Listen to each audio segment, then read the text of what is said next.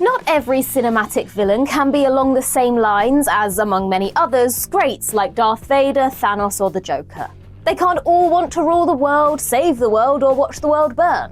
At the other end of the scale are those bad guys less idealistic, motivated more by something personal, and at the deepest level, far more petty.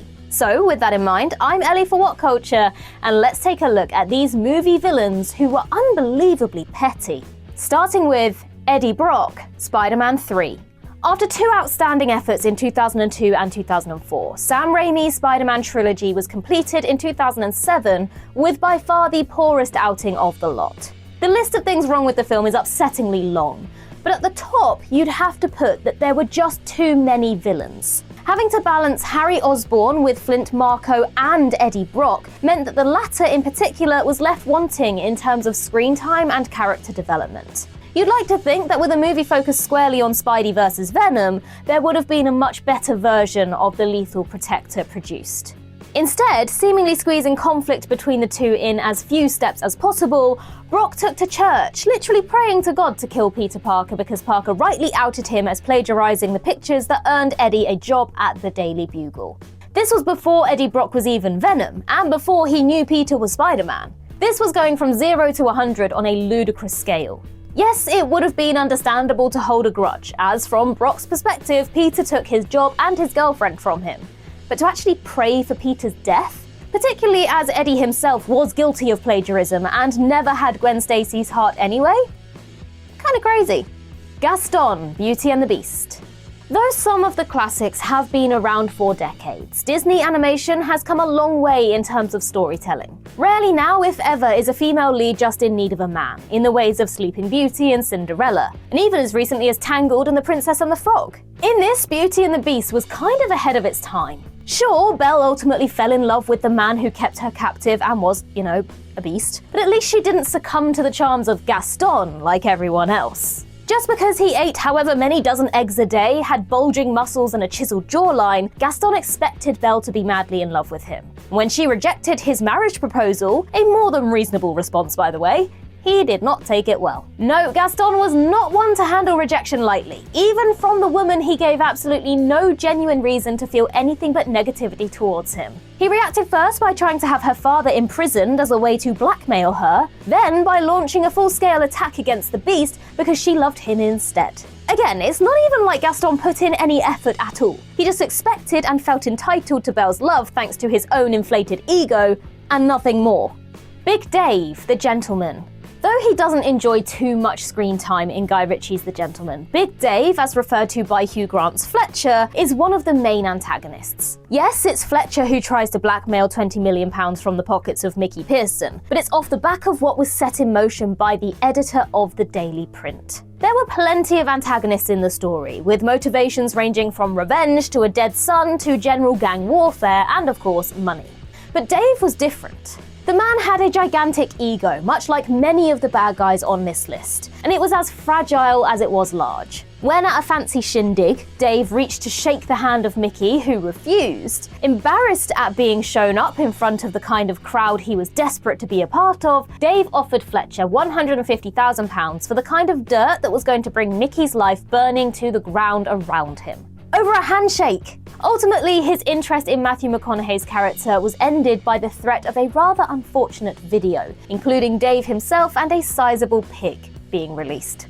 Bowser, the Super Mario Bros. Movie.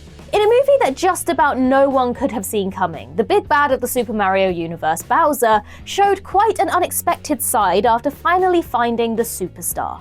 Turns out, he was just a lovesick puppy the whole time. Bowser didn't want the star out of some maniacal bid for power, he wanted it to impress Princess Peach. He was sorely in love with Peach and wanted to marry her despite her very reasonable hatred of him. Quite similar to how Gaston threatened to have Belle's father imprisoned at the refusal of his proposal, followed by his attack on the Beast, Bowser's plan was to destroy the Mushroom Kingdom if he didn't get his wish. At least there was some sort of adoration from Bowser, but still, he missed the mark by quite a wide margin.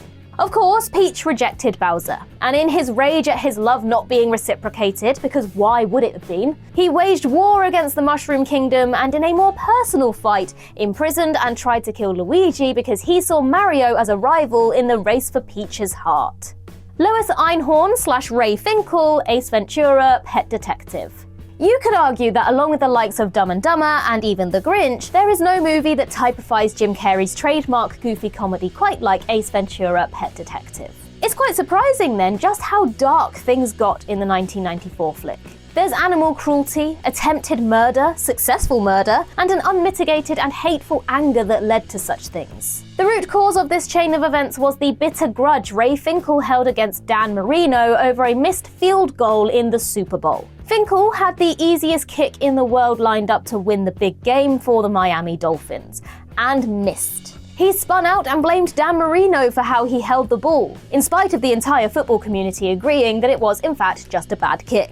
Of course, the Super Bowl is huge, and to feel the weight of that must have been devastating. But to harbour the hate against Dan Marino for so long and to kidnap a dolphin, kill an innocent man, and try to kill Marino himself in a fit of rage, triggered by the Dolphins teaching an actual dolphin to kick a field goal, is more than a little over the top. Harry and Marv, Home Alone. As a Christmas film, Home Alone is nothing short of a classic that more than a few would call their favourite. However, in terms of logic, it tends to fall short. From a family forgetting their own child as a premise, to the war between Kevin McAllister and Harry and Marv. Of course, this lends to the story's charm, and realism clearly wasn't, nor should it have been, the filmmaker's primary concern. But it can't be denied that the villainous burglars went above and beyond the realms of sanity. The reason was complete and utter pettiness. Essentially, they weren't just stopped from robbing the house of the McAllisters, but they were embarrassed by a small child. They could have walked away, but the damage to their ego wouldn't let them. Instead of just admitting defeat against the boy and moving on, the wet bandits kept on coming, inflicting more and more pain and humiliation upon themselves. At one point, Kevin ziplined out to the treehouse, leaving Harry and Marv alone in the house. And even then, they didn't rob the house as they were supposed to. It became about revenge on little Kevin, because he foiled them in the first place. Aldrich Killian, Iron Man 3. Throughout his lifetime, Tony Stark either directly or indirectly created many of the bad guys he ended up squaring off against in his Iron Man armor. One such was Guy Pearce's Aldrich Killian, the man who aimed to control the War of Terror by using the Mandarin as a puppet. This was the villain's ultimate endgame. Killian wanted the West's greatest leader in one hand and the world's most feared terrorist in the other, allowing him to both create and serve, supply and demand. Then he let his hatred of Tony Stark take over. Back in the year 2000, Killian came to Maya Hansen and an incredibly drunk Tony Stark with a proposal for his think tank, AIM. Tony said he'd meet him on the roof and never showed, leaving the future terrorist alone and cold for well over an hour. It was a dick move, to be sure, but was Killian looking to repay it 12 years later by trying to kill Pepper Potts a reasonable response? He said that Tony gave him desperation and that he would repay him in kind. But in reality, he was just settling a score his wounded pride had clung onto for over a decade. Warden Hazen, The Longest Yard. There has already been one antagonistic turn on this list inspired by a game of American football gone wrong, but this one is arguably worse. Ray Finkel was despised because of the wrong he felt Marino did to him, whereas The Longest Yard's Warden Hazen had a far simpler view of things in 2005. When former NFL MVP Paul Crewe was sentenced to prison time, Hazen pulled strings to get him locked up in his own institution. This was so he could exploit the quarterback's expertise to further his own semi-professional team made up of his prison guards, who hadn't won a championship in 5 years. A friendly was arranged between the guards and the Crewe-led inmates, in what was supposed to be a walkover for the former to get their confidence up for the new season. However, when Crewe's team began to take shape, the guards got scared and tried to kill Crewe, but instead murdered the soul of the team, Chris Rock's caretaker. Then, during the game itself, Hazen threatened to have Crewe convicted of said murder with the 25 to life sentence it would bring. Finkel felt the pressure of losing the biggest and most lucrative game in the sport, and arguably the world. Warden Hazen would have ruined Crewe's life for a pre-season friendly. Maleficent, Sleeping Beauty.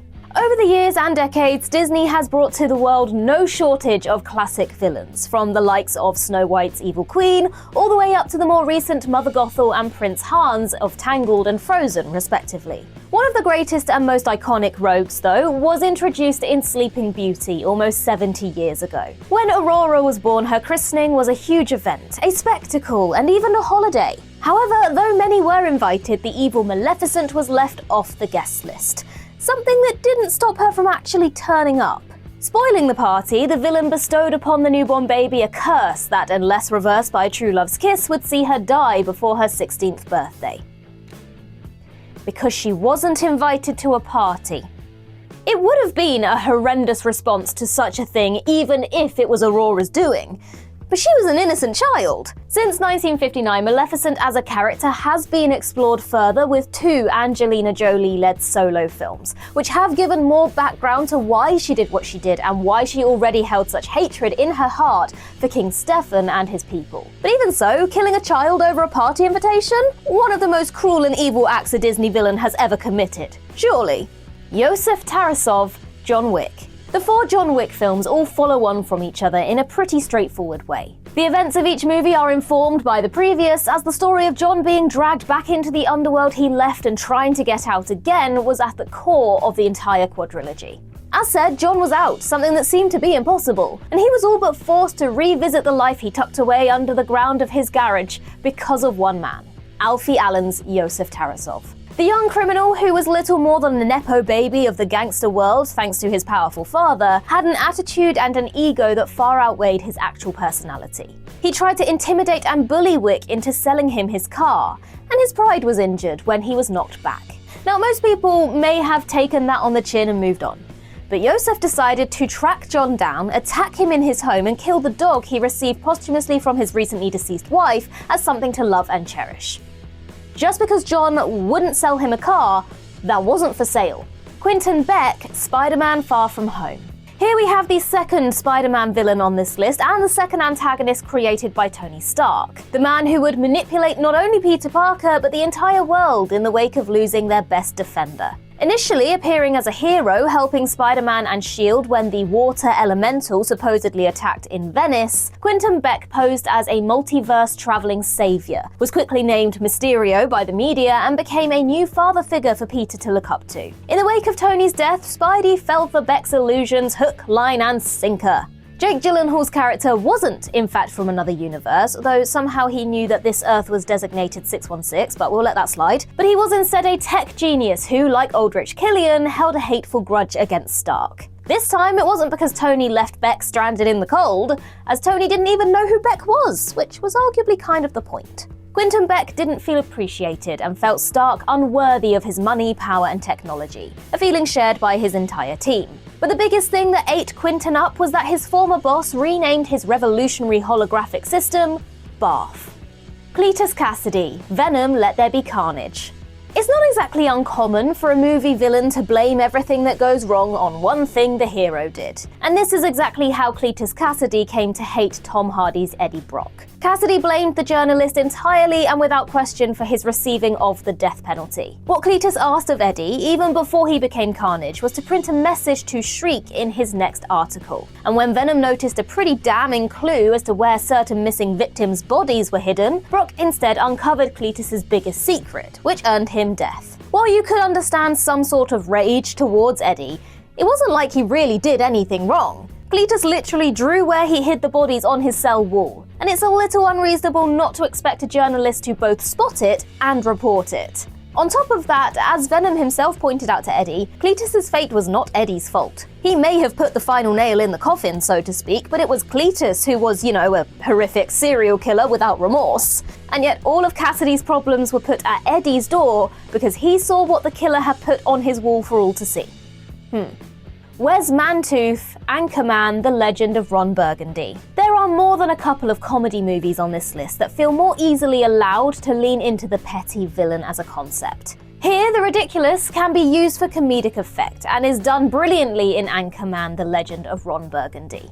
You could argue that the story didn't particularly need a villain, as the conflict between Ron and Veronica was enough to carry the film. Such is the case that the main bad guy of the proceedings, namely Wes Mantooth, isn't exactly one of the most memorable parts of Anchorman. And yet, Vince Vaughn's rival Anchorman, who worked for the evening news team against Burgundy's Channel 4, hated his counterpart simply because of a rivalry over who was better at their job and who could get the most ratings. It must have been really grating to keep coming second, but was it really worth such hatred?